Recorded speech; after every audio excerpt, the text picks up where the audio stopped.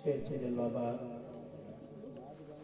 موقر و مقدر علماء کرام حفاظ کرام و جملہ سامعین و سامعات، السلام علیکم ورحمۃ اللہ وبرکاتہ۔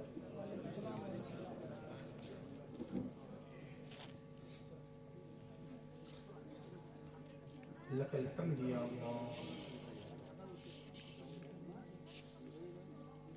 والصلاة والسلام علی رسول اللہ اما بعد۔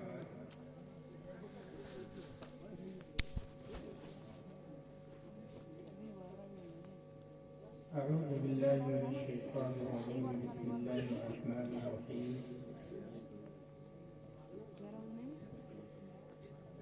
سبحان الذي أسرى بعبده ليلا من المسجد الحرام إلى المسجد الأقصى الذي باركنا حوله لنريه من آياتنا إنه هو السميع البصير۔ وقال الله تعالى في القرآن المجيد والفرقان الحميد: إن أولياؤه إلا المتقون۔ وقال الله تعالى: إنما المؤمنون الذين إذا ذكر الله وجلت قلوبهم وإذا تليت عليهم آياته زادتهم إيمانا وعلى ربهم يتوكلون۔ صدق الله مولانا العظيم وصدق رسوله النبي الأمين المتين الكريم، ونحن على ذلك لمن الشاهدين والشاكرين والحمد لله رب العالمين۔ آئیے ہم اور آپ انتہائی عقیدت و محبت کے ساتھ سب سے پہلے کلمہ طیبہ پڑھ کر کے اپنی نیکیوں میں اضافہ کریں۔ پڑھیں بابا سے بنا لا الہ الا اللہ محمد رسول اللہ صلی اللہ علیہ وسلم۔ لا الہ الا اللہ محمد رسول اللہ صلی اللہ علیہ وسلم۔ ایک بار جی لگا کر کے آئیے ہم اور آپ نبی اکرم نور مجسم سید عالم صلی اللہ علیہ وسلم کی بارگاہ بے پناہ میں جھوم جھوم کر ہدیہ درود و سلام پیش کریں اور پڑھیں بآواز بلند: اللہم صلی علی سیدنا شفیعنا سندنا مولانا محمد وعلی آل سیدنا مولانا یا حبیب یا رسول اللہ صلی اللہ علیہ وسلم۔ یا رسول اللہ صلی اللہ علیہ وسلم۔ ایک بار لہے کر کے اور درود پاک پڑھیں: صلی اللہ علیہ وسلم، صلاۃ و سلام علیک یا حبیب یا رسول اللہ صلی اللہ تعالی علیہ وسلم۔ حضرات محترم،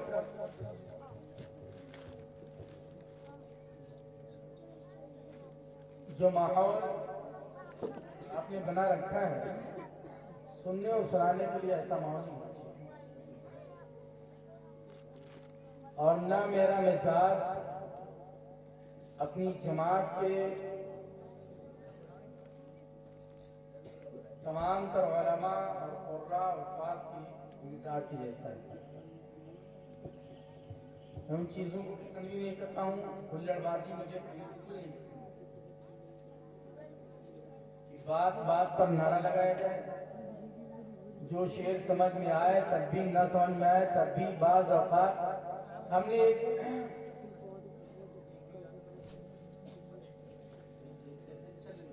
جو بھی ہے چلے تو صحیح، نہ چلے تو یہ بھی بن گیا نا، اس کی کوئی ضرورت بھی نہیں۔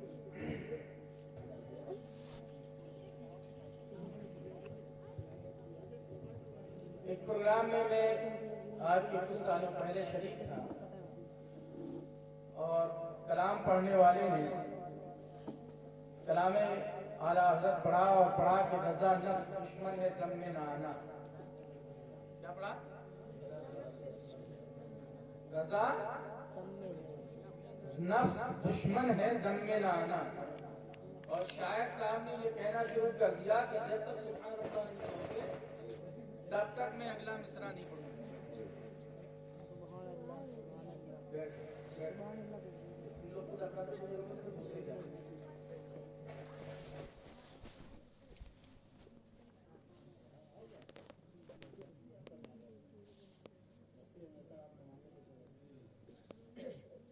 آپ ذرا توجہ ادھر۔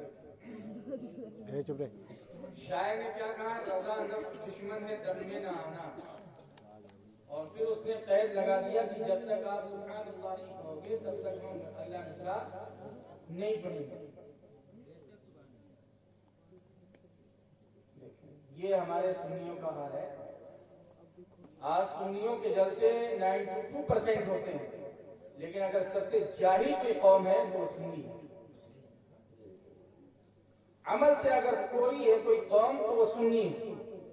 مسجد میران ہے تو سنیوں کی، بدعمل ہے تو سنی ہے. وضو کے فرائض نہیں معلوم، غسل کے فرائض نہیں معلوم، وضو کی سنتیں نہیں معلوم، غسل کی سنتیں نہیں معلوم، گھر میں داخل ہوتے وقت کون سی دعا پڑھنی چاہیے نہیں معلوم، گھر سے نکلنے کے وقت کون سا قدم پہلے نکالنا چاہیے نہیں معلوم. معلوم ہے تو اسے یہ معلوم ہے کہ چھٹی کب ہوگی، 11ویں کب ہوگی، 12ویں کب ہوگی. یہ چیزیں یاد ہیں جو پریکٹیکلی طور پر ان لوگوں نے پھیلایا وہ انہیں یاد نہیں. اب اس کو سبحان اللہ کہنے کی کیا ضرورت ہے؟ یہ افسوس کی بات ہے نا، افسوس کی بات ہے. ہمارے پیغمبر اعظم صلی اللہ علیہ وسلم نے اپنی 63 سالہ زندگی کو قربان کیا کہ قرآن کریم کو پھیلایا جائے. کبھی مکہ کی وادی میں، کبھی مدینہ طیبہ کی گلیوں میں، کبھی طائف، کبھی غدیر خم، کبھی حضرموت، کبھی بحرین، کبھی نجد، کبھی عقاب، الگ الگ خطوں میں جا کر کے کہا ہے پروردگار جو تم نے نازل کیا ہے اس کو ہم لاگو کریں گے. اور ان کی امت کیا کر رہی ہے؟ امت کیا کر رہی ہے؟ جو پیغمبر اعظم صلی اللہ علیہ وسلم نے قرآن کی تعلیمات کو عام کیا، آج یہ امت اسی قرآن کو جزدان میں سمیٹ کر کے تاقوں کی زینت بنا دی. کیا کر رہے ہو اپنے محبوب پر؟ ظلم کر رہے ہو یا محبت کر رہے ہو؟ یہ کون بچہ بات کر رہا ہے؟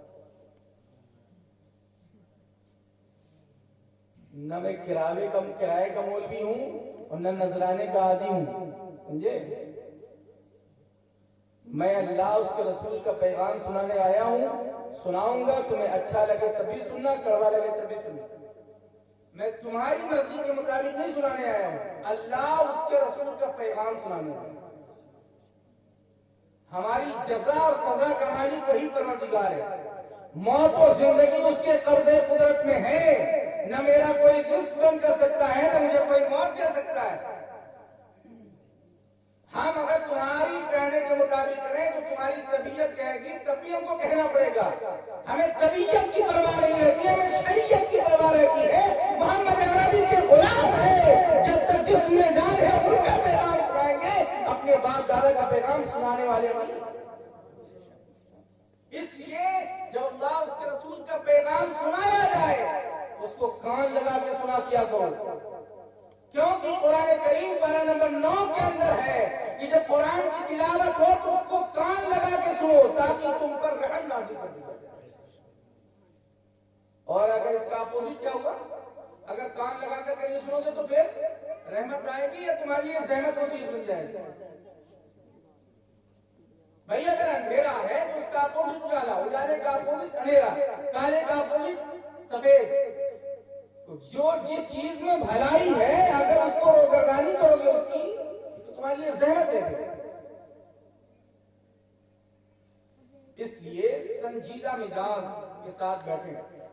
میں آج یہ کر رہا تھا کہ شاید صاحب نے کہا رضا نفس دشمن ہے. اب اسی اسٹیج سے میں مدرسے میں تھا تو اسی شعر کو پڑھا کسی نے کہ رضا نفس دشمن، نفس دشمن نہیں، رضا نفس دشمن، نفس رضا نفس دشمن ہے. امام اہل سنت کہنے کا مطلب یہ ہے کہ آپ نے فرمایا یہ جو نفس ہے نا یہ دشمن ہے. ان کا کہنا حدیث کے مطابق ہے، حدیث میں ہے من عرف نفسہ فقد عرف ربہ. جس نے اپنے نفس کو پہچان لیا اس نے اپنے رب کو پہچان لیا. یہ نفس ہی تو ہے جو مسجدوں سے دور کیے ہیں. یہ نفس ہی تو ہے کھانے میں لگائے ہیں. اذانیں ہو رہی تو ہونے دیجیے. قرآن جزدان میں سمیٹ کر کے تاقوں کی زینت بنی ہے تو بنی رہنے دیجیے. کھولنے کی ضرورت نہیں. یہ نفس ہے. نفس نے تمہیں برائی کی طرف لے جا کر کے چھوڑ اور تمہیں احساس درود پاک پڑھیں اللہم محمد صلی اللہ علیہ وسلم صلاۃ و سلام علیک یا رسول اللہ صلی اللہ علیہ وسلم.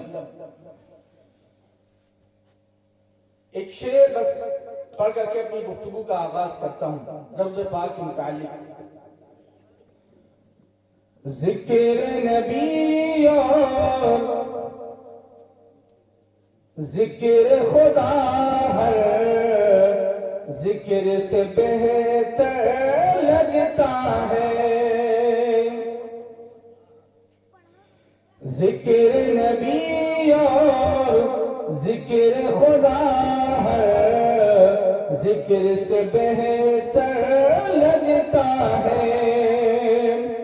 ذکر نبی اور ذکر خدا ہے ذکر سے بہتر لگتا ہے. پڑھ لے درود پاک یہ بھائی پڑھ لے درود پاک یہ بھائی کون سا پیسہ لگتا ہے. پڑھ لے درود پاک یہ بھائی کون سا پیسہ لگتا ہے.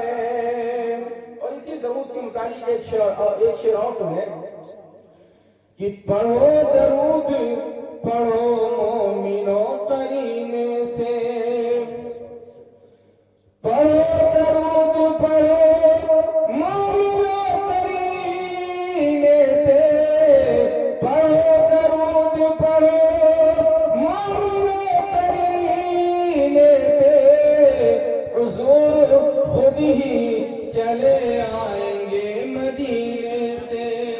حضور خود ہی چلے آئیں گے مدینے سے. پڑھو درود پڑھو مومنو قرینے سے.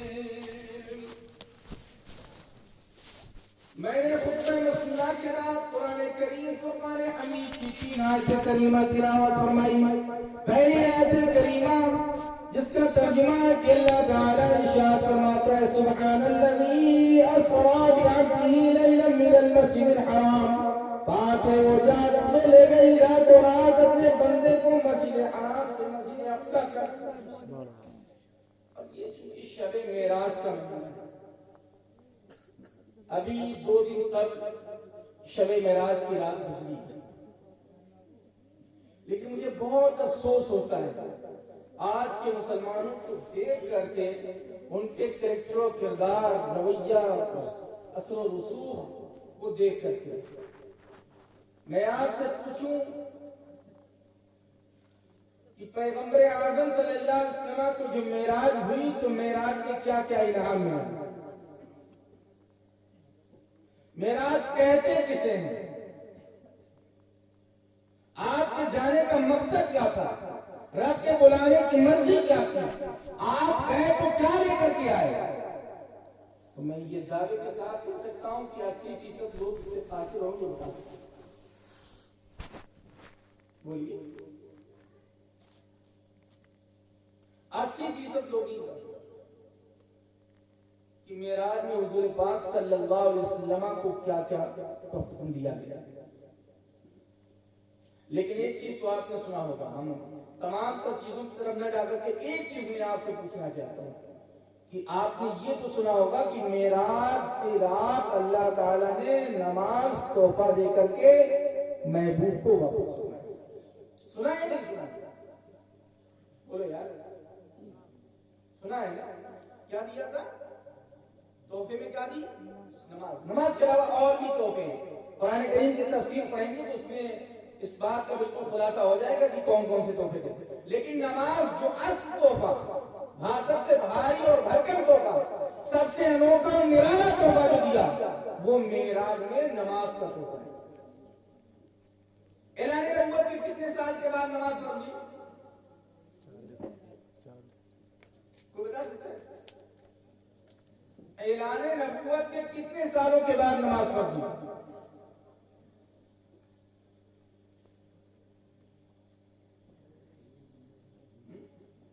12 سال گزر گئے تھے اعلان نبوت کے. کتنے سال؟ 12 سال. آپ صلی اللہ علیہ وسلم نے 40 سال کی عمر میں نبوت کا اعلان فرمایا.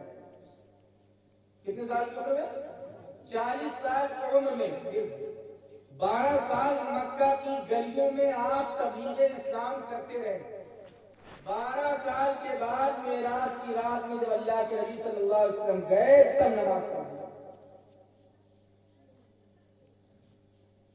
نماز جیسا عظیم تحفہ جو ارکان اسلام کہے جاتے ہیں، نماز، توحید، نماز، روزہ، حج، زکات، اسلام کی بنیاد جو 5 چیزوں پر ہے، اور اسلام کے حقوق 8 ہیں.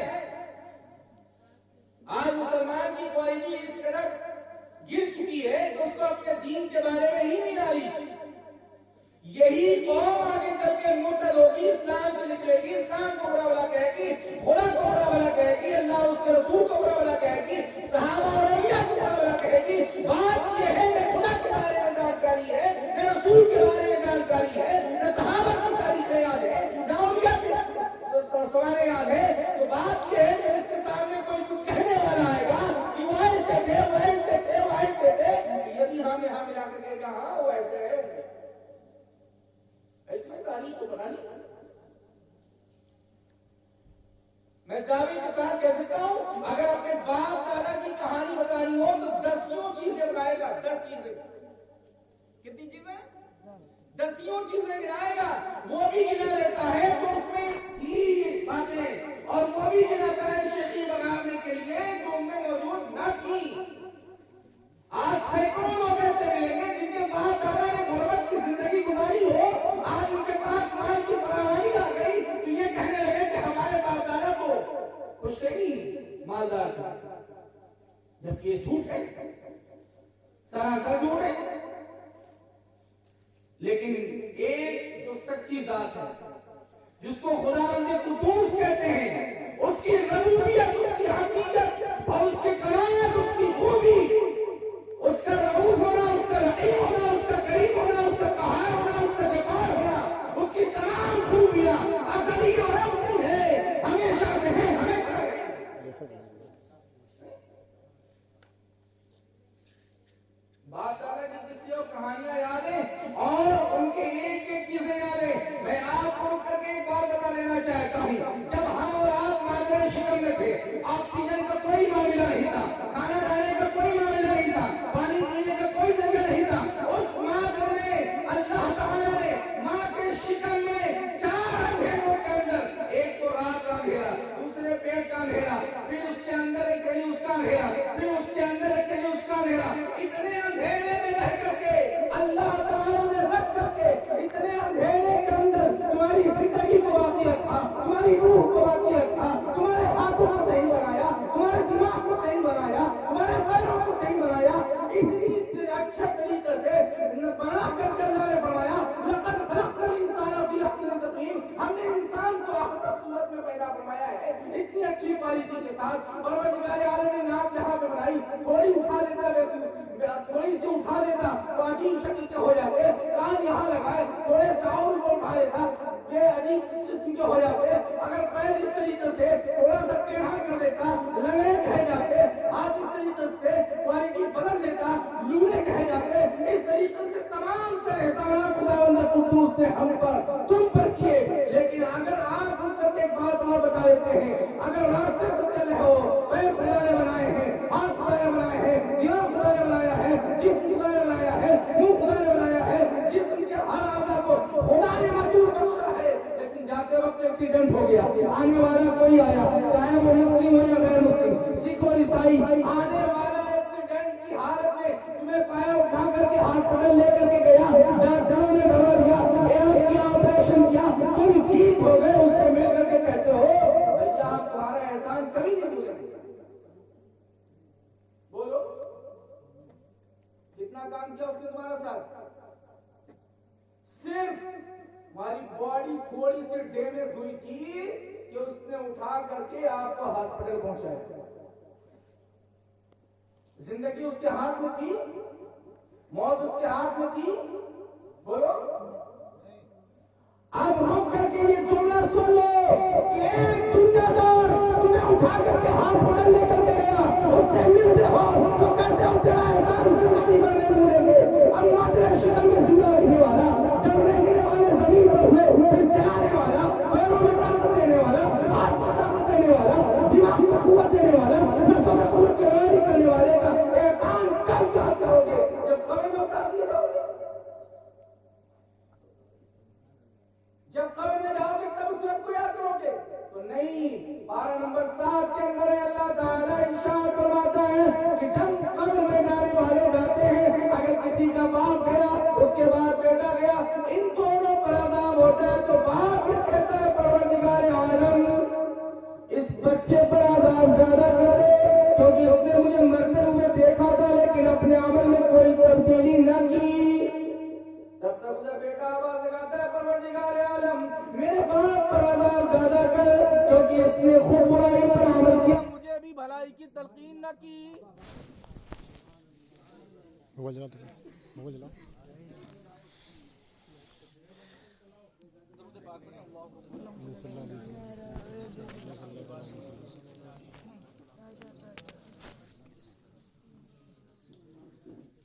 دوست کے اتنے احسانات، تھوڑا سا اگر آپ کو کسی نے سہارا دیا تو آپ کہتے ہو کہ تمہارا احسان زندگی پر نہیں بھولیں گے. اور جس کا سب سے زیادہ احسان ہے، سب سے زیادہ کرم، مہربانی، عنایت، فضل سب سے زیادہ خداوند قدوس کا ہے، تو اس کا احسان کب ادا کرو گے؟ کب ادا کرو گے؟ بولو. مرنے کے بعد زندگی کے ہیں 2 جہاں، ایک یہ جہاں، ایک وہ جہاں. سانس چلتی رہے تو یہ جہاں، سانس رک جائے تو وہ جہاں. صرف ایک سانس کا فاصلہ ہے. آج لے ان کی پناہ، آج مدد مانگ اسے، پھر نہ مانیں گے قیامت میں اگر مان گیا. جب قبر میں چلے جاؤ گے، اعمال کے حساب و کتاب شروع ہو جائیں گے، ایمان کے متعلق پوچھا جائے گا. مرنے کے بعد اس کے عمل منقطع کر دیے جاتے ہیں، اب وہ کچھ نہیں کر سکتا. اس سے پہلے کہ موت ہمارے اور آپ کے گلے آ پہنچے، اس سے پہلے اپنے رب سے معافی مانگو. گناہوں پر توبہ اور نادم و پشیمان ہو جاؤ، توبہ اور استغفار کر لو اور کہو پروردگار عالم آج تک جتنا ہوا میرے مالک، آج ہم تیری بارگاہ میں اپنی پیشانی کو جھکاتے ہیں، اپنے پرانے گناہوں سے توبہ کرتے ہیں، یہ عہد کرتے ہیں کہ آج سے انشاءاللہ عز و جل تیری عبادت سے غافل نہیں. آج مسجدوں کو دیکھ لیجیے، بڑی بڑی مسجدیں بنی ہیں، نماز پڑھنے والے 2-4 لوگ. آج جمعہ کا دن ہے، آپ نے دیکھا ہوگا، اکثر لوگوں نے دیکھا ہوگا، میں نے یہی پڑھا ہے، میں نے خود اپنی آنکھوں سے دیکھا ہے. ہمارے صاحب چہرے کو بیٹھے ہوئے، شاید وہ مجھے نہیں جانتے ہوں لیکن میں ان کو بہت اچھے سے پہچانتا ہوں. شاکر پہ بیٹھے ہوئے ہیں، بہت ایسے چہرے ہیں جن کو میں پہچانتا ہوں، اور بہت سے ایسے نئے ہیں چہرے جنہیں میں نہیں جانتا ہوں، اس کا وہ مجھے بھی نہیں جانتے ہوں. جمعۃ المبارکہ کا دن تھا. آدمی کہاں تک اس لیے بولو یار، میں پڑھانے والا مولوی ہوں، جب تک بولتے نہیں تو میں بولنے کی جسارت بھی نہیں کرتا. نہاتے کس لیے جمعے کے دن؟ نہیں معلوم ہے. نماز پڑھنے کے لیے. وضو کیوں کرتے ہیں؟ کپڑے کیوں پہنتے ہیں؟ اور جمعے کے دن مسجد میں جاتے ہیں. صبح سے تیاری کیا اور کہا لوگوں سے کہ آج جمعہ ہے، آج جمعہ ہے، آج جمعہ ہے، ہم کو نماز پڑھنے کے لیے جانا ہے. کسی کے گھر مزدوری کر رہے تھے، 11 بجے کی بتا دیا آج جمعہ ہے، ابھی ہم کو نہانا ہے، دھونا ہے، کپڑے پہننا ہے، اتنا خوشبو لگانا ہے، مسجد جانا ہے. آپ تھوڑا جلدی چھٹی کر دیں گے. وہاں سے چھٹی کر کے آئے، نہایا، دھویا، کپڑے پہنا بہترین، اور پھر مسجد میں گیا. مسجد میں جانے کے بعد 2 رکعت نماز. کتنی نماز؟ اور پھر اس کے بعد ایسا لگتا ہے کہ جیسے جیل سے قیدی چھوٹ گئے. جیل کے قیدیوں میں ہم نے دیکھا ہے ٹائم لگتا ہے، مہر، کاغذات بنوانا، تمام طریقے کے کام ہوتا ہے، لیکن ان کو نکلنے میں ٹائم نہیں. افسوس، سب افسوس، دیہات میں جمعہ نہیں. اور 2 رکعت جو تم نے پڑھی تھی وہ تمہاری نفل ظہر کی 4 فرضیں 4 سنتیں 2 سنتیں اس کے بعد 2 نفل وہ کہاں ہے؟ پتا چلا جو اہم تھا اس کو کیا نہیں، جو اصل تھا اس کو ترک کر دیا، جو نفل تھی اس کو ہلاک۔ یہ ہے ایمان کی کمزوری۔ ایمان کی کمزوری کیا ہے؟ ہمارے یہاں نوافل پر بڑی توجہ، مستحب پر بڑی توجہ، اور فرائض دور دور تک نسبت نہیں ہے۔ نماز جنازہ کیا ہے؟ فرض کفایہ۔ کیا ہے نماز جنازہ؟ بولو یار، فرض کفایہ اور فرض عین یہ 2 چیزیں ہوتی ہیں۔ فرض کفایہ بستی میں اگر کسی ایک نے کر لیا سب پر یہ ذمہ، فرض عین ہر ایک پر لازم ہے۔ فرض عین ہر ایک پر لازم ہے۔ نماز جنازہ کے لیے مسجد سے بار بار اعلان ہوتا ہے، کثرت کے ساتھ لوگ نماز پڑھتے ہیں۔ نماز بندگانہ فرض عین ہے، اس میں کوئی پڑھ جاتا ہے۔ پتہ یہ چلا ہمارے ہاں نوافل کی اہمیت ہے، مستحب کی اہمیت ہے، کفایت کی اہمیت ہے، لیکن فرض و واجب کی اہمیت یہی وجہ ہے نا کہ ہم رسوا اور ذلیل ہو گئے۔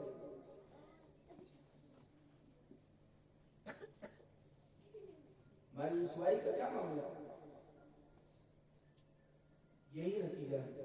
حضرت ابو ہریرہ رضی اللہ تعالی عنہ نبی پاک صلی اللہ علیہ وسلم سے روایت کرتے ہیں کہ میرے آقا کریم صلی اللہ علیہ وسلم نے ارشاد فرمایا، ایک زمانہ آئے گا جب تم بدعمل ہو جاؤ گے تو تم پر ظالم بادشاہ مسلط کر دیے جائیں گے۔ اور ایک حدیث پاک میں ہے کہ اللہ کے نبی صلی اللہ علیہ وسلم نے ارشاد فرمایا، سیاتی زمان علی امتی یحبون خمسا وینسون خمس، میری امت پر ایک زمانہ جلد آئے گا جو 5 باتوں سے محبت کریں گے اور 5 باتیں بھول جائیں گے۔ سرکار نے کیا فرمایا تھا کہ میری امت پر ایک زمانہ جلد آئے گا، سرکار نے فرمایا کہ آئے گا، اور حقیقت یہ ہے کہ وہ اس زمانے میں ہے۔ اللہ کے نبی صلی اللہ علیہ وسلم نے ارشاد فرمایا، پہلی بار اس قوم کی یہ کوالٹی ہوگی، امت کی اس وقت یہ کوالٹی ہوگی، المال یحبون المال وینسون الحساب، وہ مال سے محبت کریں گے اور حساب بھول جائیں گے۔ بولو آج ہے یا نہیں ہے؟ مال کی تو اس طرح محبت کہ جو ملے گا، ہم نے حدیث پاک اور تفسیر میں یہ کہا ہے کہ تفسیر کے اندر ہے کہ صحابہ کے پاس اگر جائز مال آتا تھا تو اسے یہ کہہ کر کے دور کر دیتے، لے جاؤ، مجھے اپنا دل خراب نہیں کرنا ہے۔ یہاں تو حرام بھی ہو جاتا ہے تو لوگ کہتے ہیں ایسا کرو، رکھ دو، کسی کو خبر نہ ہونے پائے۔ حرام مال پر بھی اتنی فوکس نہیں کرتے، یا اس کو ہٹاؤ، نہیں جانتے حرام ہے، رکھ دو، کسی کو بتانا نہیں، ہمارا تمہارا اتنا اتنا ہو جائے، بتانا نہیں۔ یہ پوزیشن آگے اللہ کے نبی نے فرمایا، یحبون الدنیا وینسون الآخرہ، وہ دنیا سے محبت کریں گے اور آخرت کو بھول جائیں گے۔ کیا اس پیریڈ میں یہ ہے یا نہیں؟ جب آپ کے گھر چھپر کے تھے تو آپ نے فریاد کی، پروردگار عالم کچھ رقم ہمیں دے دے، کچھ درہم و دینار، کچھ روپیہ پیسہ دے دے، ہم بھی ایک کمرہ رہنے کے لیے بنا لے۔ جب ایک کمرہ تم نے بنایا، پھر دوسرے کی طرف، دوسرا بنایا تیسرے کی طرف، اس طرح تم نے کئی گھر، کئی پلاٹ میں، کئی گاڑی، کئی بنگلے کر لیے، لیکن تمہاری خواہش آج بھی ادھوری ہے، آج بھی ادھوری۔ وجہ کیا ہے؟ ایمان کی کمزوری۔ وجہ اس کی کیا ہے؟ ایمان کی، کیونکہ تمہاری نیت صاف نہیں ہے۔ تم فریاد پر فریاد کیا کرو، فریاد پر فریاد کیا کرو، اور پھر پوزیشن تو اس طریقے سے ایمان کی ہے کہ آدمی اپنے بغل میں اگر کسی کی زمین پڑی ہے، اگرچہ سگا بھائی ہی کیوں نہ ہو، لیکن اس نے اپنے گھر کی پیمائش کروائی تو دیکھا کہ تھوڑی سی جگہ 4 انچ مل جاتی تو ہمارا صحیح سے بن جاتا ہے۔ اب اس نے کورٹ کچہری کا چکر لگا کر کے بھائی کو اگر کمزور تھا تو دبانے کی کوشش کر، اور اس کی زمین ہتھیار کیا. حدیث پاک کے اندر ہے کہ اگر یہاں تم نے 1 انچ بھی کسی کی جگہ ماری تو قیامت کے دن زمین کے 7 درخت اس کے گلے میں ڈال دیے جائیں گے. برداشت کرنے کی چھمتا ہے؟ یہاں حق تلفی مت کرنا. میں تو یہ صاف کہتا ہوں کہ جس کو جہنم میں جتنا جلنا پسند ہو اتنا ہی وہ گناہ کرے. اس سے زیادہ گناہ. اور اگر جہنم میں جلنا پسند کرتا ہے تو یہ اس کی بے وقوفی اور حمقانہ خیال ہے. جہنم اتنی آسان نہیں. بات کو کہتے ہیں نا ارے وہی ہم جہنم میں چلے جیون چکا ہو. آسان سمجھ لیا ہے. جہنم میں جانا آسان سمجھا ہے. اللہ کے نبی صلی اللہ علیہ وسلم نے ارشاد فرمایا قیامت کے دن سب سے ہلکا جو جہنم کا عذاب ہوگا تو آدمی کے پیروں میں آگ کی جوتی پہنا دی جائے گی. اس کی تپش کی وجہ سے, اس کی گرمی کی وجہ سے, اس کی ہاتھ ہونے کی وجہ سے اس کا دماغ کھولتے ہوئے ہانڈی کی طرح ہوگا.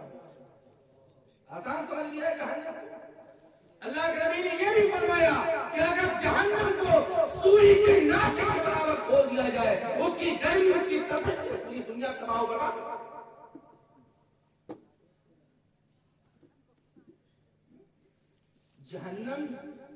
جہنم تو سن کر کے کبھی آتی ہے جہنم. اس لیے ابھی بھی اپنے اعمال سے پلٹ جاؤ. جو اعمال بد کرتے چلے آ رہے ہو نا, میں نے یہی پڑھا ہے, یہی دیکھا ہے. اور جو پوزیشن آپ کے اندر ہے ابھی وقت ہے موت سے پہلے پہلے وقت ہے. اس کے سہارے نہ رہو کہ جب سورج پچھم سے طلوع ہو جائے گا تب توبہ کا دروازہ بند ہوگا. حقیقت تو یہ ہے کہ جب پچھم سے طلوع ہوگا تو توبہ کا دروازہ بند ہوگا. لیکن تمہاری ہماری زندگی کا دروازہ بند ہو جائے اس کی فکر کرو کہ زندگی کا دروازہ بند ہو سب سے پہلے اللہ کی طرف پلٹو. بچانے کے لیے تمہیں کوئی نہیں آئے گا, کوئی بچانے کے لیے نہیں آئے گا. جو تمہارے اندر یہ سوچ بھاگی گئی ہے, یہ خیال تمہارے اندر ڈال دیا گیا ہے, اور ہمارے ہی اسٹیج سے ہماری جماعت کے لوگوں نے تم میں یہ خیال ڈالا ہے کہ بابا کی فاتحہ کروا دو بابا بچا لیں گے, نبی پاک صلی اللہ علیہ وسلم کی دعائیں بنا دو نبی پاک صلی اللہ علیہ وسلم بچا لیں گے. نبی پاک صلی اللہ علیہ وسلم نے جہاں شفاعت کی بات کی ہے وہاں قانون کی بات کی ہے. نماز تم پر فرض ہے, روزہ تم پر فرض ہے, زکات تم پر فرض ہے اگر مالدار ہو, حج تم پر فرض ہے اگر مالدار ہو. جو تم نے پرہیزگاریوں کی باتیں پیغمبر نے کی ہے اگر وہ کرتے جاؤ گے شفاعت کا مستحق ٹھہرو گے. اگر اس سے روگے تو نکال کے پھینک دو. جہاں یہ حدیث ہے نا کہ حضور شفاعت فرمائیں گے, کیا ہے حضور شفاعت فرمائیں گے, وہی ہم نے حدیث یہ بھی پڑھی ہے کہ پیغمبر اعظم صلی اللہ علیہ وسلم میدان محشر کے دن اپنی امتیوں کی شفاعت کریں گے. اس میں کچھ لوگ ایسے ہوں گے جن کو فرشتے ہاتھ کر کے حضور کی طرف لا رہے ہوں گے, ہاتھ کر کے حضور کی طرف, یعنی فرشتے ادھر ادھر لگے ہوں گے اور اس امت کے کچھ حصے کو حضور کی طرف لا رہے ہوں گے. حضور ان کے لیے دست دراز کریں گے, ہاتھ کو اللہ کے لیے اس کی بارگاہ میں بلند کریں گے. فوراً آواز آئے گی اے میرے محبوب خبردار ان کے لیے مت کرو. یہ حدیث کے الفاظ, خبردار ان کے لیے کچھ مت کہنا.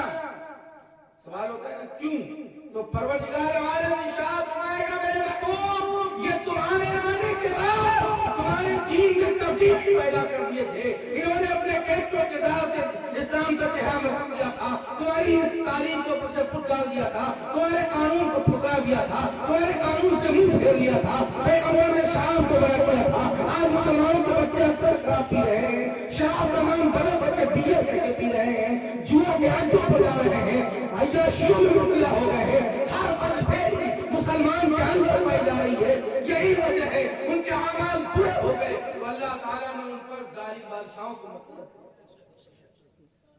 آج لے ان کی پناہ, آج مدد مانگ ان سے, پھر نہ مانیں گے قیامت میں اگر مان لیا.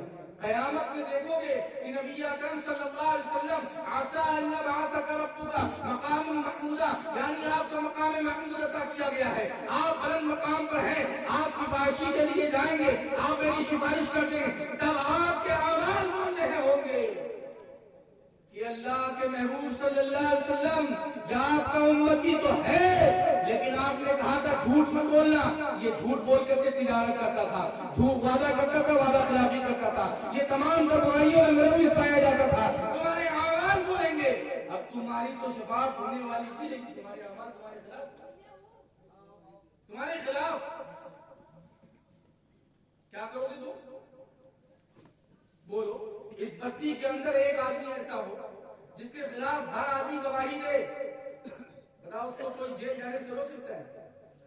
بولو، اگر وہ مجرم قرار دے دیا گیا اور پھر بھی یہ ہوگا کہ گواہی دلوا دو، اگر گواہی میں لوگ کہہ دیں گے کہ تم سچے ہو تو تم کو چھوڑ دیا جائے گا، لیکن گواہی دینے والے سب تمہارے خلاف گواہی دیں تو تمہارے ساتھ کیا حشر ہوگا؟ میاں وہاں کوئی تمہارے خلاف نہیں، تمہارے پیر کے ناخن سے لگا کر کے سر کے بالوں تک روما روما تمہارے خلاف بولے گا۔ اب تم بتاؤ سفارشی کہاں سے بولتے ہیں؟ امام اہل سنت فخر زمین و زمن سرمایہ علم و فن امام احمد رضا خان رحمۃ اللہ تعالی علیہ نے اسی لیے کہا تھا راہ پرخار ہے کیا ہونا ہے، پاؤں افگار ہے کیا ہونا ہے، ان کو رحم آئے تو آئے ورنہ وہ کڑی مار ہے کیا ہونا ہے، گھر بھی جانا ہے مسافر کے نہیں، مت کیا مار ہے کیا ہونا ہے، بیچ میں آگ کا دریا حائل قصد اس پار ہے کیا ہونا ہے، کام زندہ کے لیے اور ہمیں شوق گلزار ہے کیا ہونا ہے۔ مطلب کے لیے اعلیٰ حضرت تم نے سنایا، تم نے پڑھا، مطلب کے لیے میٹھا میٹھا گھٹ گھٹ کڑوا کڑوا جس میں تم کو مصیبت لگی، کٹھنائی محسوس ہوئی، دشواری محسوس ہوئی، اس کو تم نے ترک کر دیا۔ تمہاری طبیعت نے دشوار بنا رکھا تھا، تمہاری طبیعت نے کٹھنائی بنا دی تھی، تمہاری طبیعت نے اس کو بوجھل کر دیا تھا، تو تم نے اسے ترک کر دیا۔ تم نے دیکھا ٹھنڈی کا موسم ہے، سرد کے موسم میں وضو کیسے بنائے، عشاء جا رہی ہے جانے دیجیے، فجر ترک ہوتی ہے ترک ہونے دیجیے، جبکہ حدیث پاک کے اندر ہے گرمی میں بندہ وضو کرے تو ایک منٹ کی ہے، ٹھنڈی میں وضو کرے دو گنا ثواب دیا جاتا ہے۔ کوئی اتنا رحم کرنے والا خدا؟ ہمارا تو خدا وہ ہے کہ نہ کسی سے پیدا ہے نہ اس سے کوئی پیدا ہے، اس نے سب کو پیدا کیا، اسی کی شان لم یلد ولم یولد ہے۔ اس خدا کو پہچانو، خدا سے بالکل غافل نہ ہو، یقین جانو جو خدا سے غافل ہو گیا اس کے لیے دنیا میں زندگی ہوتے بھی موت ہے۔ خداوند قدوس کو تم نے جانچا اور پرکھا نہیں، تم نے پہچانا نہیں کہ ہمارا خدا ہم پر کتنا مہربان ہے، ہمارا خدا ہم پر کتنا فضل کرنے والا ہے، ہمارا خدا ہم پر کتنا کریموں کا احساس ہے۔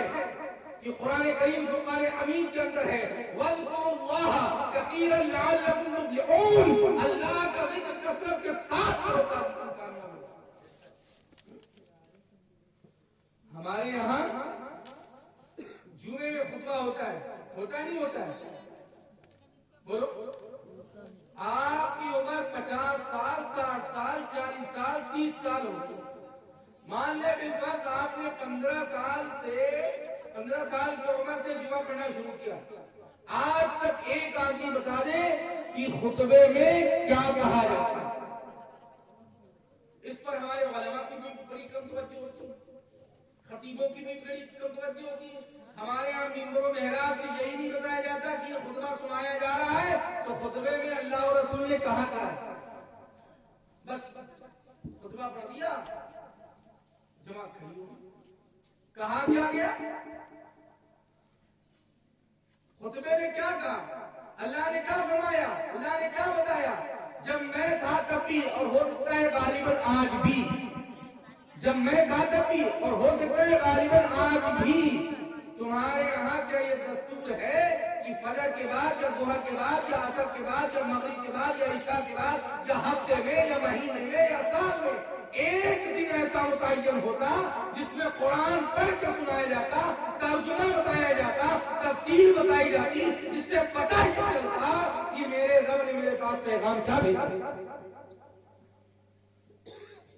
40 سال 50 سال کی زندگی ہو گئی، 60 سال ہو گئی، موت آ گئی، قبر میں چلے گئے، لیکن کبھی یہ للک نہیں پیدا ہوئی، کبھی یہ طلب پیدا نہیں ہوئی، کبھی یہ نہیں خیال آیا کہ لاؤ آج کو جو قرآن جس کو خدا کا کلام کہا جاتا ہے محبوب پر نازل ہوا، اللہ نے اپنے محبوب سے کہا کیا ہے، اپنے بندوں کو بتایا کیا ہے، ان کی امت کو پیغام کیا بھیجا ہے، لاؤ اس قرآن کو لے کر کے آئے اور چلیں پڑھ کر کے پوچھیں اس میں ہے کیا کوالٹی، بولو پھر کیسے تمہیں پتا چلے گا؟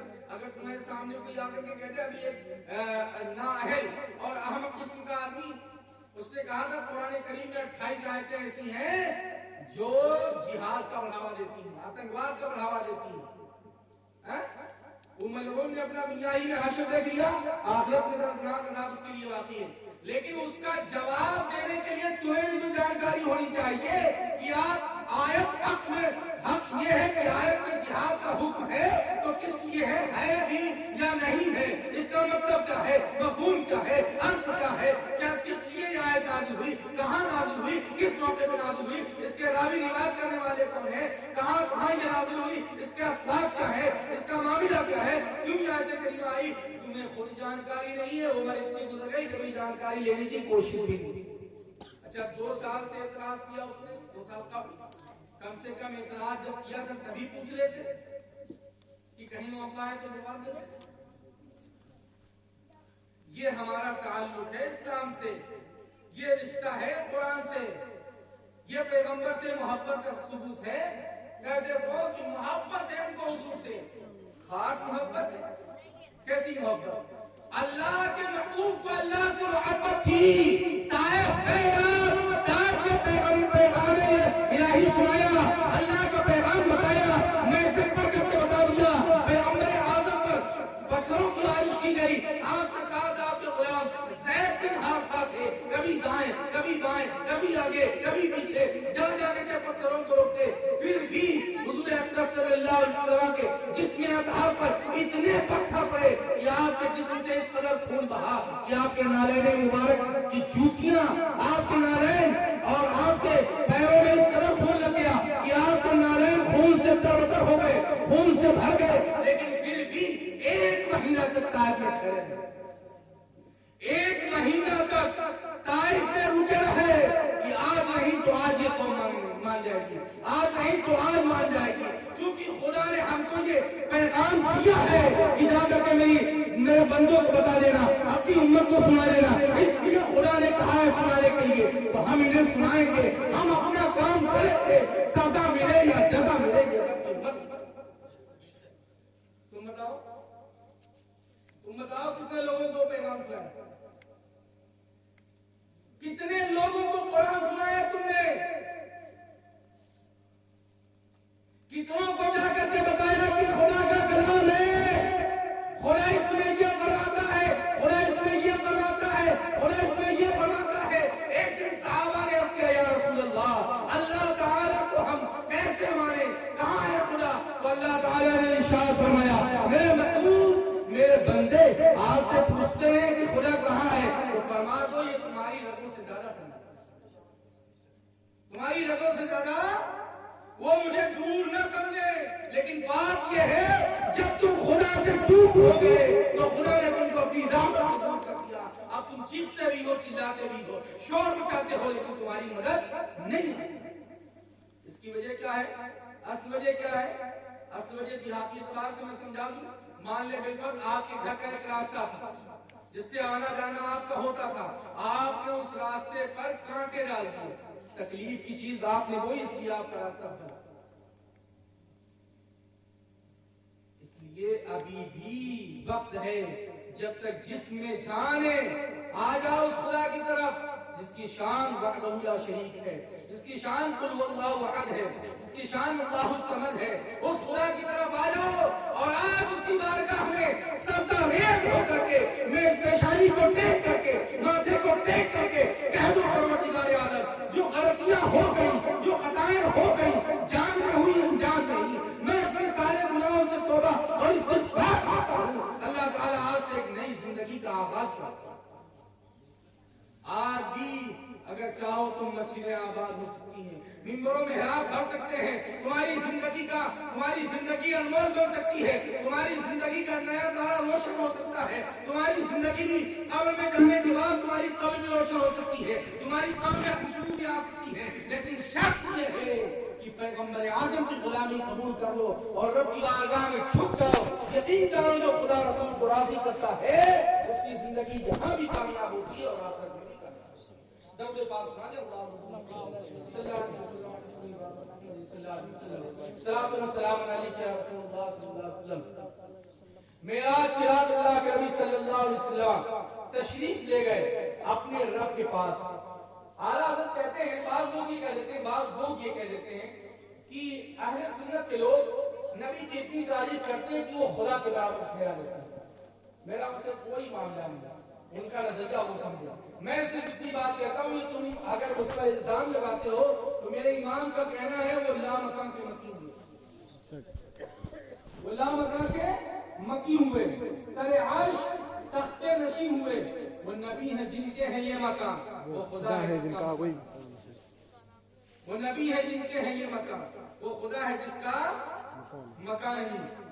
اللہ کے نبی صلی اللہ علیہ وسلم کا کوئی نہ کوئی مکان ہے اور اللہ تعالی مکان سے۔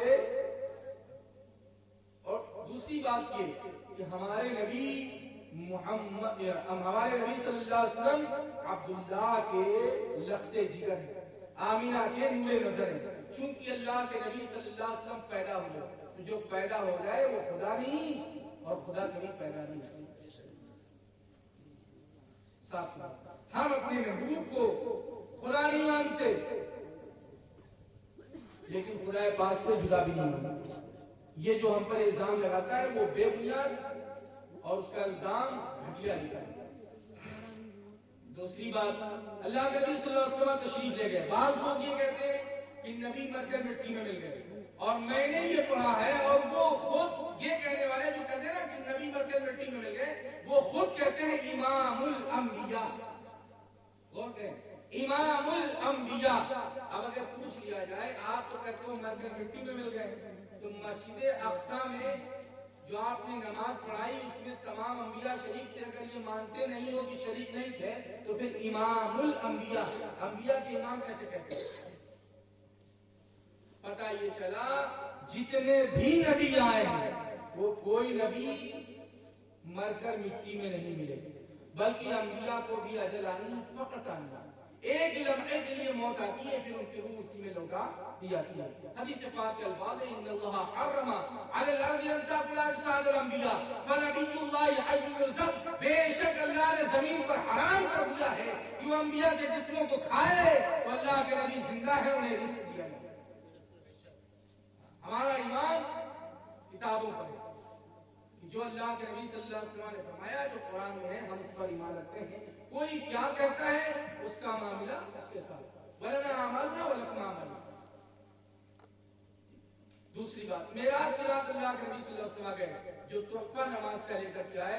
میں آج کے پیغام میں یہی کہنا چاہتا ہوں کہ اس نماز کو مضبوطی کے ساتھ تھامیں، ورنہ یقین جانو حضور نے فرمایا من ترک الصلاۃ متعمدا فالقی فی النار 30 عقبہ، جس نے جان بوجھ کر کے ایک وقت کی نماز ترک کی اس کو 2,88,00,000 برس جہنم کیا جائے گا۔ ہے یہ صفت، ہے یہ پاری، جلنے کی ہمت ہے؟ اب قرآن کی بات سنو، قرآن کریم پارہ نمبر 8 کے اندر ہے کہ جب جنتی جنت میں جائیں گے جہنمی جہنم میں چلے جائیں گے، اور اگر کوئی جنت میں جانے والا ادھر سے گزر رہا ہوگا اپنے پڑوسی رشتہ دار ناطے دار بھائی بہن اعزا قربا دوست احباب رفقا محبین بستی علاقے والوں کو دیکھ کر کے جو جوان جب وہ جہنم میں ہوں گے تو ان سے پوچھے گا تمہارا کون سا عمل؟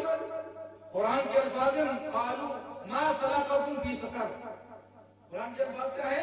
ما سلککم فی سقر، پوچھنے والا پوچھے گا کہ تم کو کون سا عمل جہنم میں لے گیا؟ وہ کہے گا قالوا لم نک من المصلین، جہنم میں جانے والا کہے گا کہ ہم نماز نہ پڑھتے، ہے تو بھیا، ہے تو باپ، ہے تو بیٹا، ہے تو بیٹی، ہے تو ماں، ہے رشتہ دار، पड़ोसी नातेदार। अब वो जहन्नम में गया तो पूछोगे, अगर जन्नत में जाने का मौका मिल गया, उसे देख करके पूछोगे कालू मा सलक, उससे देख करके पूछोगे मा सलककुम फी सक़र, तुमको कौन सा अमल जहन्नम में ले गया? तो कहेगा कालू लम नकुम मिनल मुसल्लीन, हम नमाज न पढ़ते। जो नमाज मेराज की रात पैगंबर आज़म सल्लल्लाहु अलैहि वसल्लम को तोहफे में मिली हो, कीमती तोहफा है, उस तोहफे को हमने और आपने किस तरह ज़ाहिर कर दिया। हमारी हाफिज अकरम साहब से बात हुई, उन्होंने कहा क्या बात है, भाई साहब कितने बजे तक निकलेंगे? हमने कहा ईशा की नमाज पढ़ करके निकलेंगे। ईशा की नमाज पढ़ करके मैं आ गया। और आपका प्रोग्राम मैंने पूछा कब शुरू हुआ? तो 10-15 मिनट में शुरू। अच्छा, मेरा एक मामूल है कि तकरीर ही असल है। क्या है? तकरीर ही असल है। और वो भी बाज तकरीरें तो इस तरह होती है कि उसके ना होने से ही बेहतर। तकरीर का मतलब यह है कि नसीहत की जाए। क्या कहते हैं? तकरीर में दो चीजें होनी चाहिए, एक नसीहत, दूसरे इबरत। नसीहत और जो भले हों नसीहत को पकड़े ताकि उनके अंदर तकवा और तहारत और ज्यादा मजबूत हो। जो बुरे हों वो उससे इबरत हासिल करें ताकि अपनी क्वालिटी को बदल दे। अब हमारे यहाँ तो ऐसी तकरीरें होने लगी कि आदमी को जितना हंसा पाओ तो समझ में आया सुबह वाला ना बहुत मजा लगेगा, रात भर की सोए नहीं, नींद तक नहीं आई, ऐसी तकलीफ कर दी। और पता चला सुबह से पूछो नमाज। इसलिए मैं प्रोग्राम का बिल्कुल आदी नहीं। इन लोगों को मालूम है कि मैं प्रोग्राम नहीं करता। ये हाफिज अकरम साहब और ये हाफिज करीम साहब की मोहब्बत, इन लोगों ने कहा नहीं खालिद साहब आपको आना है। गालिबन 10 साल हो गए जब मैं यहाँ आया था, 10 साल के बाद आया हूँ मैं पारा। उससे पहले एक दिन सैयद हसन में साहब आए थे, मुख्तार में देखिए कितनी गहरी नींद में सो रहे हैं। तो इन फिरोज के घर पे तो रात में 4 बजे तकरीबन आया था उनके साथ में, और उसके बाद आया है 10 साल के बाद तकरीबन मैं यहाँ इस जगह पर आया। लेकिन बात ये है कि मैं प्रोग्राम का बिल्कुल आदी नहीं। मैं जल्दी जलसे जुलूस में नहीं आता हूँ, क्योंकि जलसे जुलूस में मैंने देखा हुल्लड़बाजी ज्यादा, नसीहत आमिर बराए ना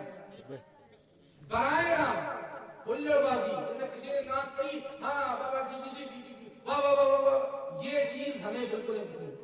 नात है संजीदा मिजाज से सुनो, और जहां सुभान अल्लाह बोलने वाला हो वहां सुभान अल्लाह बोलो, वरना यकीन जानो ये नशिस्त वो नशिस्त है जहां आने के बाद किस्मतें बनती भी है और किस्मतें बिगड़ती भी है। इन महफिलों की अगर इज्जत तुमने सही से न की तो यकीन जानो तुम्हारे अमाल अकारत हो जाएंगे, और अगर तुमने इसकी इज्जत सही से की तो यकीन जानो तुम्हारे नामे अमाल में नेकियां होंगी। वाह वाह वाह से मतलब नहीं है, बोलो तो अल्लाह की पाकी बोलो सुभान अल्लाह, वो भी बोलने के मौके पे। जैसे अब कोई एतराज कर दे कि आका साहब आपने ये कैसे कह दिया, तो मैं कहता हूँ सुनो, अल्लाहु अकबर अल्लाह की तस्बीह है या नहीं है ना? सुभान अल्लाह अल्लाह की तस्बीह है या नहीं है? लेकिन जब आप ऊंचाई पर चढ़ेंगे, ठीक है, तो आपको सुभान अल्लाह, जब उतरने वाली बात ऐसे है नहीं, आपको बस जो कह दो बस खाने मिलाते रहते नहीं। जब बुलंदी पर चढ़ो तो अल्लाह अकबर की किबरियाई बयान करो, जब बुलंदी पर ऊंचाई पर चढ़ने लगो तो अल्लाह की किबरियाई बयान करो, जब पस्तियों में आने लगो तो अल्लाह की पाकी बयान करो, ताकि अल्लाह तुम पर रहमत नाज़िल करे, तुम्हें बुराई पर भी बरकरार रखे और गिरने पर भी उठाए। ये नहीं कि जैसे चाहो वैसे। अब बात होगा जैसे हम निकले लो मस्जिद में गए थे तो अल्लाह ताली पढ़े थे, और निकलने लगे तो अल्लाह इन्नी सदका पढ़े। अब दोनों को अल्लाह ही की बात करनी है, तो चाहे इधर वाली उधर कर दी चाहे उधर वाली इधर कर दी, ऐसा तो नहीं है, बल्कि इसका एक कायदा और कानून है। इसी तरह नेकियां बाज़ औक़ात फ्री है, لیکن اسے لوگ حاصل نہیں کرتے. گناہ پیسے سے حاصل کرتے ہیں. آدمی اگر چپل پہننے وقت یا جوتا پہننے وقت بسم اللہ پڑھ کر کے داہنا پیر پہلے جوتے میں یا چپل میں ڈالے اس پر نیکی اور اجر و ثواب. نکالتے وقت بایاں نکالے. کوئی توجہ دیتا ہے؟ بولو. حضور سے محبت بہت ہے, اتنی محبت ہے کہ مت پوچھو. اور حضور کی سنت سے نفرت بھی بہت ہے, توجہ بھی نہیں. کتنے لوگ ہوں گے جو اپنے گھر میں داخل ہوتے وقت اپنے لوگوں سے سلام کرتے ہیں, گھر میں داخل ہوتے وقت تب دیکھیں گے نہیں وہ ہم سے چھوٹا ہے, وہ ہم سے بڑا ہے, اس کو سلام کریں گے, اس کو نہیں کریں گے. نہیں, گھر میں جس وقت داخل ہو تو سب سے پہلے سلام کرو. اگرچہ تمہارے بچے پوتے پوتیاں چاہے جو ہو, لیکن حکم ہے داخل ہوتے وقت ان کو سلام کرو. سلام میں پہل کرنا چاہیے. یہ نہیں دیکھنا چاہیے کہ چھوٹا ہے یا بڑا ہے. سلام کو عام کرنے کا حکم ہے, پہل کرنے کا حکم ہے. لیکن ان سنتوں پر توجہ کس کی ہے؟ کسی کی توجہ؟ کوئی توجہ نہیں. نبی کی سنت کی گردنیں توڑی جا رہی ہیں. اگر کل کوئی قرآن پر ٹپڑی کرے تو کہتے ہیں ہم اس کی جان لے لیں گے, اور تمہارے گھر میں ہی قرآن کے خلاف باتیں ہو رہی ہیں, تم کچھ کہنے کے لیے تیار نہیں. بھائی قرآن کریم کے اندر ہے کس کی تلاوت کرو؟ بولو. قرآن کس کی ہے؟ تلاوت کرنے کے لیے. آج قرآن کریم تمہارے گھر میں رکھا ہے لیکن اس کو پڑھا نہیں جا رہا ہے. بتاؤ ظلم ہو رہا ہے قرآن پر کہ نہیں ہو رہا؟ اس کے خلاف کب آواز بلند کرو؟ کب آواز بلند کرو گے اس کے خلاف کہ قرآن رکھا ہے تو کس لیے؟ ہمارے ایک ساتھی ہیں, یہ ہمارے مولانا بیٹے ان کو معلوم ہے اور غالباً ہو سکتا ہے کہ دوسروں کو بھی معلوم ہو. ہمارے ایک ساتھی فتح پور کے اندر ہارون بھائی ہیں, ان کی میں نے تھوڑی سی رہنمائی کی, اور ایک ہمارے بھیا دونوں نے تھوڑی سی رہنمائی کی. تھوڑی سی رہنمائی کرنے پر 40 سال کی عمر میں تھوڑا سمجھایا, سمجھانے کے بعد دھیرے دھیرے ان پر رنگ چڑھا. آج 40 سال 42 سال کی عمر میں انہوں نے بغیر کسی استاد کے قرآن کریم کی تلاوت. بعض مولوی حضرات کہتے ہیں نا کہ نہیں پانچوں ٹائم لو. میں تو کہتا ہوں جو تم کو سب سے ہلکی نماز لگے اس کو پڑھو, جو سب سے ہلکی نماز لگے اس سے شروع کرو. ایک ٹائم پڑھو لیکن محبت کے ساتھ, محبت کے ساتھ. پھر چند مہینے گزریں گے تم پانچوں ٹائم کی نماز پڑھو گے.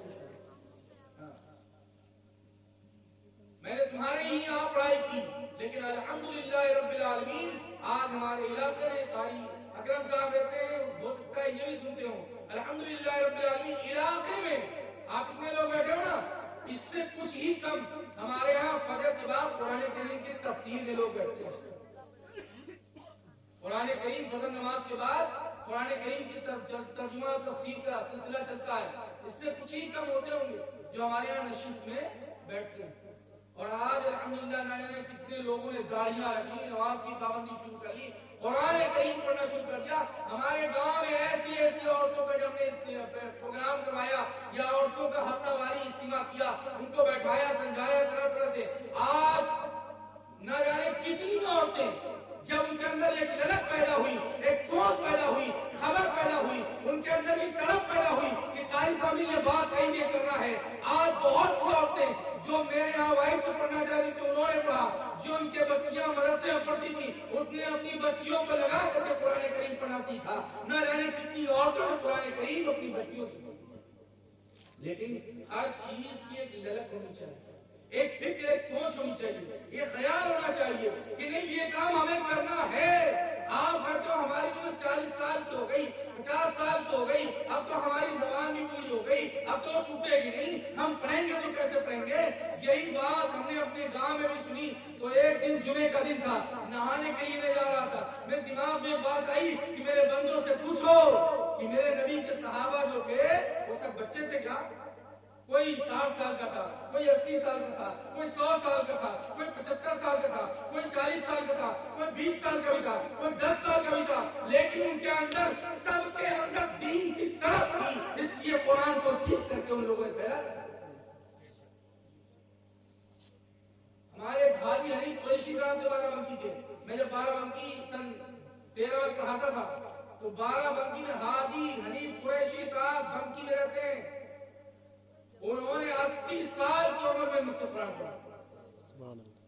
80 سال کی عمر میں. بس بات کسی کی تڑپ پیدا ہونی چاہیے. اچھا لاک ڈاؤن میں لوگ کہتے ہیں نا کتنا کروا دیکھو کیا کھا لے ہو تم لوگ نہ کہ یہ بات تم ہماری بات نہیں سنتے. اپنے بچوں کو کھانا دیتے ہیں, بیویوں کو کھانا دیتے نہیں دیتے. لاک ڈاؤن میں میاں گھر میں بیٹھ گئے تھے, کھانا کیسے چل رہا تھا, کیسے چل رہا تھا. پتا چلا لاک ڈاؤن کے ذریعے اللہ نے یہ ثابت کر دیا, دکھا دیا تمہیں دکھا دیا, ورنہ اللہ کو ثابت کیا تھا لیکن تم کو دکھ نہیں رہا تھا. پتا چلا اللہ نے ایسا اللہ تعالیٰ نے جو لاک ڈاؤن کا برقرار تھا اس میں تمہیں بھی دکھا دیا کہ کہتے تم ضرور ہو لیکن تم کسی کے زندگی کے مالک نہیں. کھلانے پلانے کے ہم مالک, بس تم کو ایک سہارا بنایا ہے.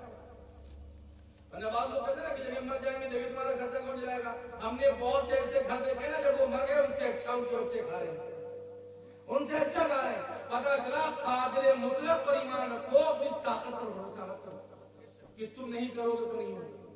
تمہارے کرنے نہ کرنے سے مطلب نہیں ہے, بس بات اتنی سی ہے کہ اللہ تعالیٰ نے تمہیں پیدا کیا ہے تو تمہیں فوق الاسباب کے تحت بنایا ہے کہ تم اسباب تلاش کرو, دن کے اجالے میں رزق کی فکر میں لگ جاؤ تو اللہ تعالیٰ تمہیں برکت. درد پاک سنانے بس تھوڑی سی گفتگو اور ہوگی, اس کے بعد بس 5 سے 10 منٹ.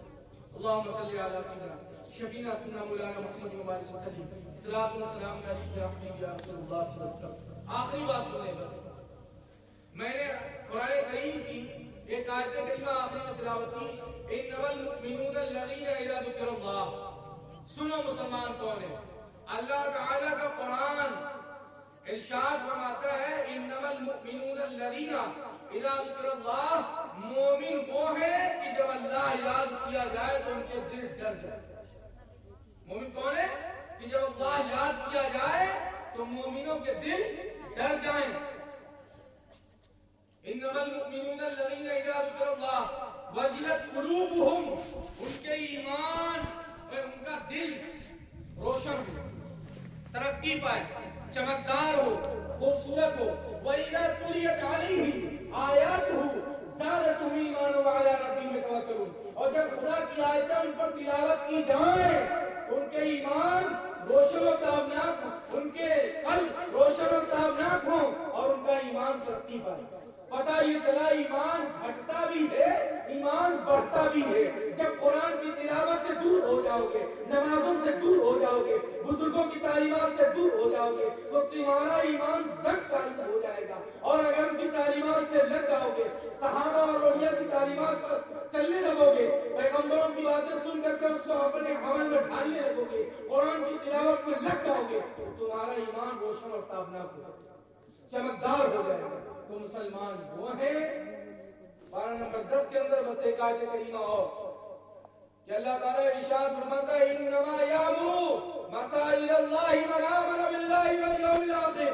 مسجدوں کو وہ آباد کرتے ہیں جو اللہ پر اور یوم آخرت پر ایمان لاتے ہیں. مسجدوں کو آباد کون لوگ کرتے ہیں؟ جو اللہ پر اور یوم آخرت پر ایمان رکھتے ہیں. اب بتاؤ تمہارا خدا پر ایمان ہے یا نہیں ہے؟ بولو, بولنے میں شرما رہے ہو. خدا پر ایمان ہے تو اللہ کے نبی نے فرمایا ہر چیز کی کوئی نہ کوئی نشانی ہے. ایمان کی علامت و پہچان عمل ہے. اب اگر اپنے ایمان کی بات کرتے ہو کہ خدا کو ایک مانتے ہیں, رسول کی رسالت کو اقرار کرتے ہیں, صحابہ اور اولیاء کو مانتے ہیں, بزرگان دین سے محبت کرتے ہیں, تو تم پھر مسجدوں کو آباد کر دو, ان کی زینت بن جاؤ. مسجدوں کو مسجدوں میں جا کر کے صفوں کو تارو تازہ کر دو, اپنی پیشانی کو جھکا کر کے خدا کے سامنے سرنڈر کر دو. نبی کی رسالت و نبوت کو مانتے ہوئے ان کی غلامی کو تسلیم کرو. یقین جانو جس دن تمہارے ایمان اور عمل کی طاقت و قوت یہ ہو جائے گی کہ تم سخرو ہو جاؤ گے جہاں بھی اور وہاں بھی. لیکن تم نے خدا کو بلا دیا, رسول سے منہ پھیر لیا.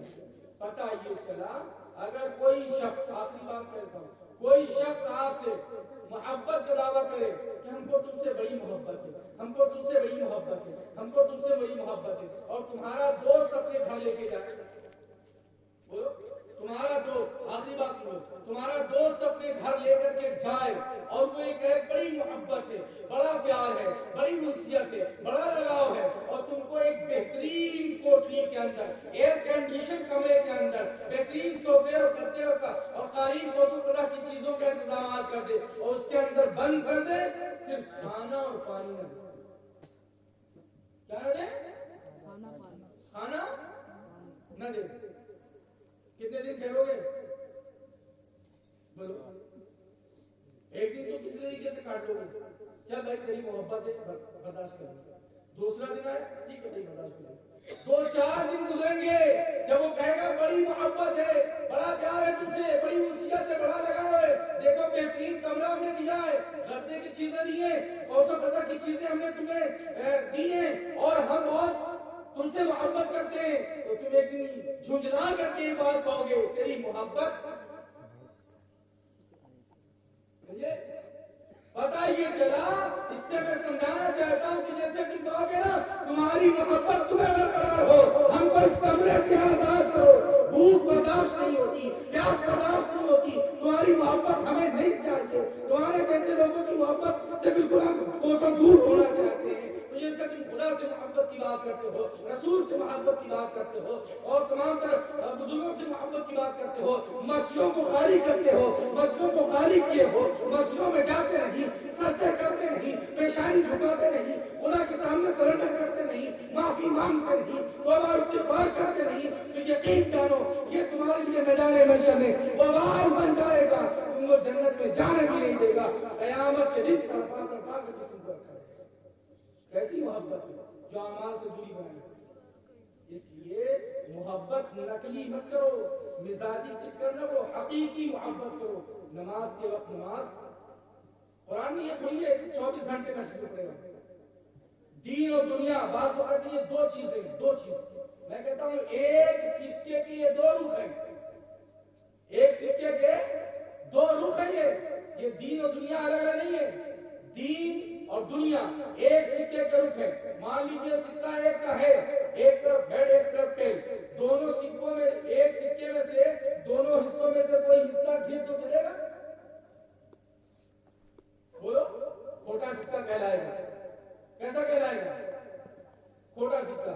اور تم نے یہی کیا کہ تم نے دنیا جو حاصل کی دین کو گھس دیا.